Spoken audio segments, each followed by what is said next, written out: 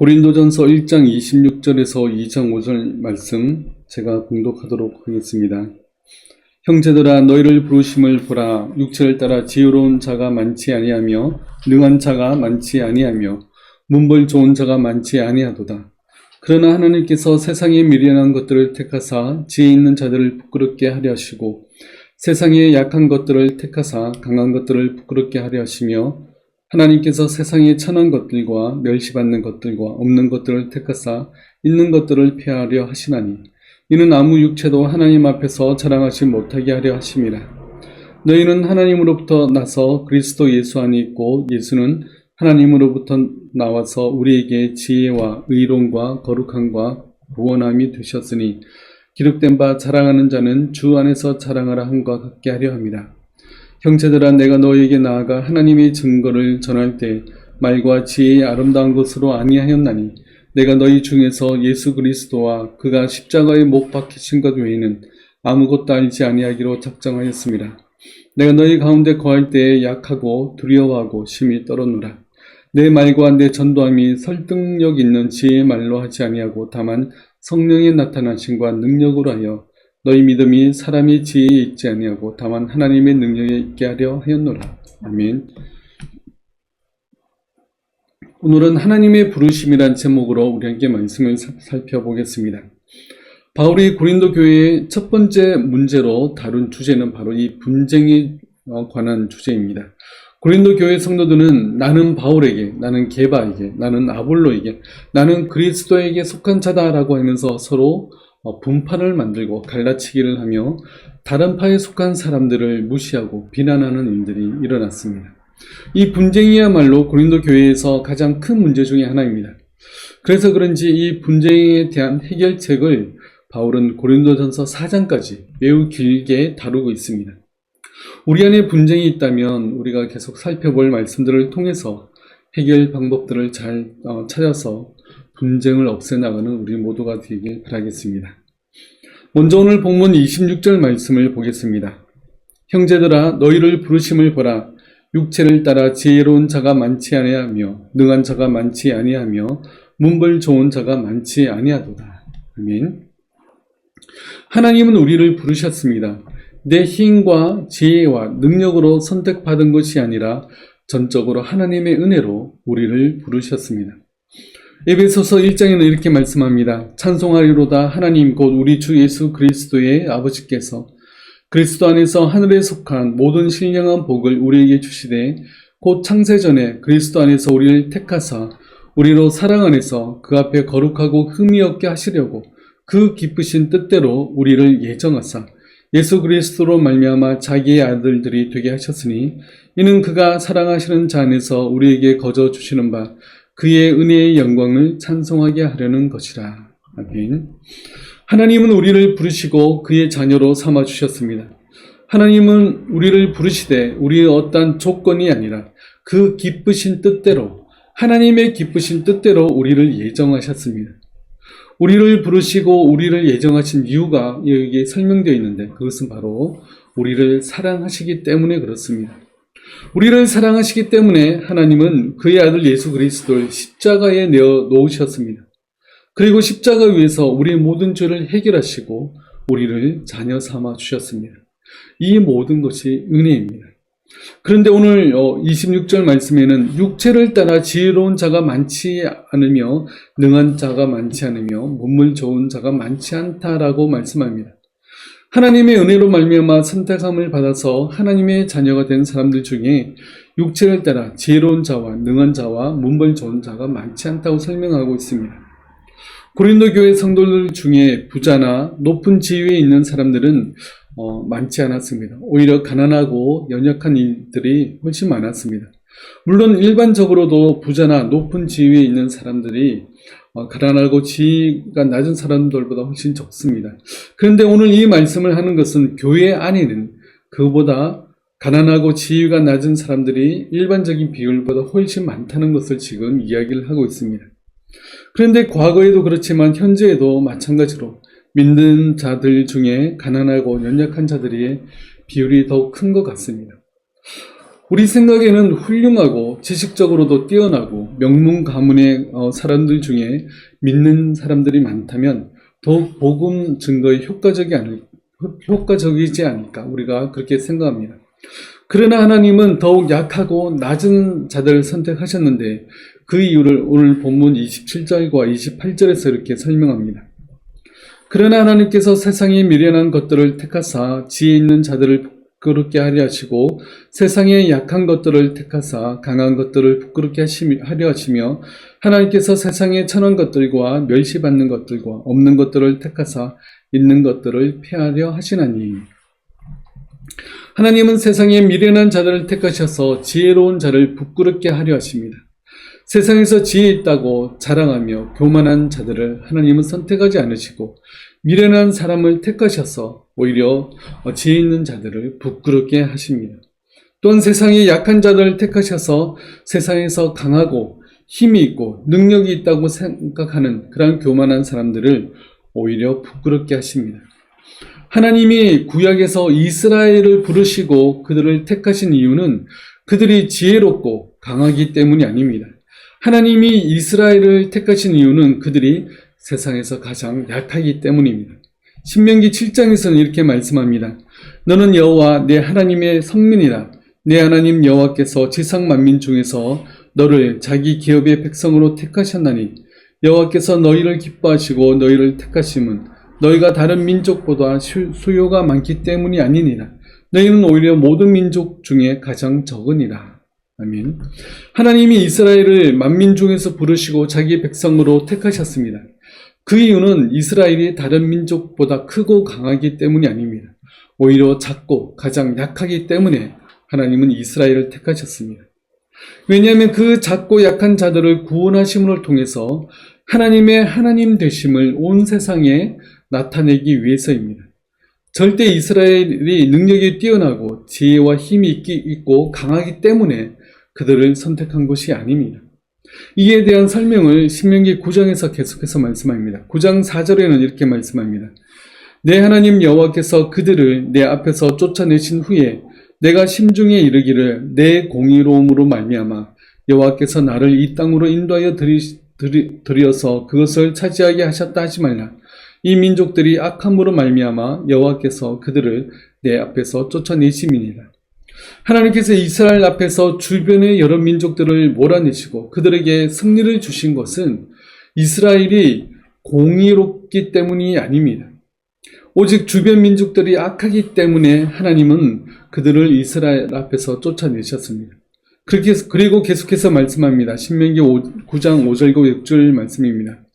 내가 가서 그 땅을 차지함은 내 공의로 말미암음도 아니며 내 마음이 정직함으로 말미암음도 아니요 이 민족들이 악함으로 말미암아 내 하나님 여호와께서 그들을 내 앞에서 쫓아내심이라. 여호와께서 이같이 하심은 내 조상 아브라함과 이삭과 야곱에게 하신 맹세를 이루려 하심이니라. 그러므로 내가 알 것은 내 하나님 여호와께서 내게 이 아름다운 땅을 기업으로 주신 것이 내 공의로 말미암음이 아니니라. 너는 목이 곧은 백성이니라. 아멘. 하나님께서 이스라엘에게 이 아름다운 땅, 젖과 꿀이 흐르는 그러한 가나안 땅을 그들에게 주신 것은 그들이 순종을 잘하고 그들이 의롭기 때문이 아닙니다.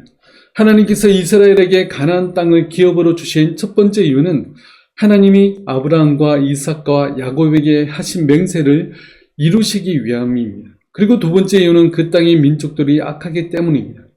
이 모든 결과로 인하여서 하나님의 하나님 되심을 드러내기 위해서 하나님은 그런 일들을 행하신 것입니다. 절대 그들이 공의롭고 선하기 때문이 아닙니다.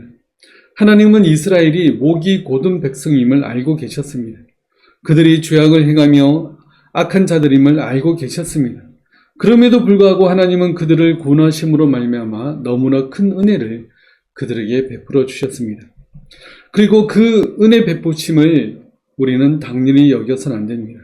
당연히 받을 것을 받았다고 생각해서는 안 됩니다. 우리는 이러한 교만으로 빠져서는 안 됩니다. 우리는 겸손해야 됩니다. 그래서 오늘 본문 29절에는 이렇게 말씀합니다. 이는 아무 육체도 하나님 앞에서 자랑하지 못하게 하려 하심이라. 우리는 하나님 앞에서 자랑할 것이 아무것도 없는 존재입니다. 시시때때로 우리는 하나님을 잊어버리고 또 그 말씀을 기억하지 못합니다. 내 욕심대로 살고 내가 하고 싶은 대로 하며 살아갑니다. 세상 사람들 앞에서 하나님의 하나님 되심을 드러내지 못하고 증거하지 못합니다. 하나님께서 이스라엘에게 하신 말씀처럼 우리들도 어찌 보면 목이 곧은 백성들입니다. 세상의 것들만 찾고 구하다가 어려움이 닥치면 그제서야 하나님을 찾습니다. 또 하나님이 은혜를 베푸셔서 그 어려움을 이기게 하시면 또 우리가 하나님을 잊어버리기가 쉽습니다. 그럼에도 불구하고 하나님은 우리를 사랑하셔서 우리에게 은혜를 베푸십니다. 우리를 모든 죄악에서 건지시고 우리를 의롭다고 여겨주십니다. 절대 내가 가진 그 어떤 것으로 말미암지 않고 오직 예수 그리스도의 보혈의 은혜로 말미암아 우리가 구원함을 받았습니다. 그러므로 우리는 하나님 앞에서 자랑할 수 있는 것이 없습니다. 오히려 우리는 하나님 앞에서 감사해야 됩니다. 나 같은 죄인까지도 사랑하셔서 구원하심에 감사해야 하는 것입니다. 그 아들 예수 그리스도를 버리시기까지 나를 택하시고 은혜 주심에 감사해야 됩니다. 또한 내가 가난하다고 또 내가 힘이 없다고 가진 것이 없다고 우리는 절망하지 말아야 됩니다. 하나님이 믿는 자들의 기업이 되어주십니다. 하나님이 우리의 모든 것이 되어주십니다. 세례 요한은 주의 길을 예비하는 중요한 역할을 맡은 사람이었습니다. 의식주는 사람이 살아가는데 가장 기본이 되는 것입니다. 그런데 이 중요한 임무를 맡은 요한은 집이 없어서 광야에서 지냅니다. 옷도 사람이 손으로 만든 그런 깔끔한 옷이 아니라 그 낙타 가죽을 대충 잘라서 입은 그런 옷이었습니다. 음식 또한 들에 날아다니는 메뚜기와 그리고 석청이었습니다. 의식주 모두 형편이 없었지만 세례 요한은 그러한 것에 아랑곳하지 않았습니다. 주의 길을 예비하는 중요한 사명을 가지고 광야에서 외치며 사람들에게 물로 세례를 베풀었습니다. 우리는 가난하다고 또 가진 것이 없다고 또 다른 사람들에게 내수할 만한 것이 없다고 우리가 움츠러들 것이 아니라 하나님이 나에게 맡기신 사명이 있음을 기억하고 그 사명을 감당하는 우리 모두가 되길 바라겠습니다. 또한 어디를 가든지 하나님이 나와 함께 계심을 믿고 담대하게 나아가는 저와 여러분들 되시길 바라겠습니다. 바울은 계속해서 이야기합니다. 오늘 본문 30절과 31절 말씀을 보겠습니다. 너희는 하나님으로부터 나서 그리스도 예수 안에 있고 예수는 하나님으로부터 나와서 우리에게 지혜와 의로움과 거룩함과 구원함이 되셨으니 기록된 바 자랑하는 자는 주 안에서 자랑하라 함과 같게 하려 함이라. 아멘. 우리는 우리가 가진 것으로 자랑하지 말아야 됩니다. 내 자랑으로 말미암아 상처받는 이들이 반드시 있기 때문에 그렇습니다. 그러므로 자랑하려면 주님을 자랑해야 됩니다. 여기서 주 안에서 자랑하는 것은 주님만을 자랑하라는 그런 말씀인 것입니다. 예레미야 9장에는 이렇게 말씀합니다. 여호와께서 이와 같이 말씀하시되 지혜로운 자는 그의 지혜를 자랑하지 말라. 용사는 그의 용맹을 자랑하지 말라. 부자는 그의 부함을 자랑하지 말라. 자랑하는 자는 이것으로 자랑할지니 곧 명철하여 나를 아는 것과 나 여호와는 사랑과 정의와 공의를 땅에 행하는 자인 줄 깨닫는 것이라. 나는 이 일을 기뻐하노라. 여호와의 말씀이니라. 아멘. 우리의 지혜와 우리의 용맹과 우리의 부함을 자랑하지 말고 오직 하나님을 아는 것과 하나님이 어떠한 분이시라는 것을 자랑하라고 말씀합니다. 이것이 우리의 자랑이 되어야 됩니다. 그러므로 바울이 지금 고린도 성도들에게 강조하는 것은 나는 아볼로파다, 나는 게바파다, 나는 바울파다 등등으로 서로 나누고 분열하지 말고 우리가 강조하고 전해야 되는 것은 오직 하나님을 아는 것이다 라고 말하고 있는 것입니다. 우리 역시 우리의 자랑이 내가 가진 재산이나 물질이나 내가 속한 단체나 그 어떤 모임이나 아니면 내가 이룬 업적이나 나의 신분이 아니라 신분이라면 여전히 분열과 분쟁이 끊임없이 내 주위에서 나타날 것입니다. 그러나 우리의 자랑이 오직 하나님 한 분뿐이라면 우리 가운데서도 그 분열은 사라질 것입니다. 하나님 한 분만으로 기뻐하고 즐거워하시기 바랍니다. 그게 우리가 노력하고 힘써야 될 방향인 것입니다. 하박국 선지자는 모든 것을 잃어버린 뒤에야 가장 소중한 것이 무엇인지 발견했습니다. 하박국 3장에 이렇게 말씀합니다.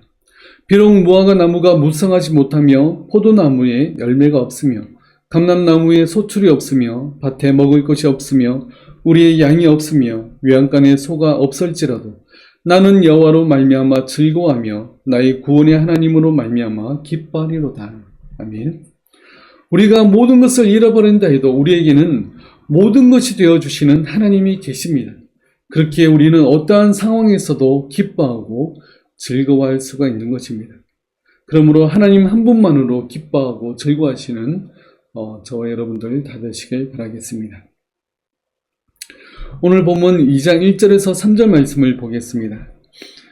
형제들아, 내가 너희에게 나아가 하나님의 증거를 전할 때 말과 지혜의 아름다운 것으로 아니하였나니 내가 너희 중에서 예수 그리스도와 그가 십자가에 못 박히신 것 외에는 아무것도 알지 아니하기로 작정하였습니다.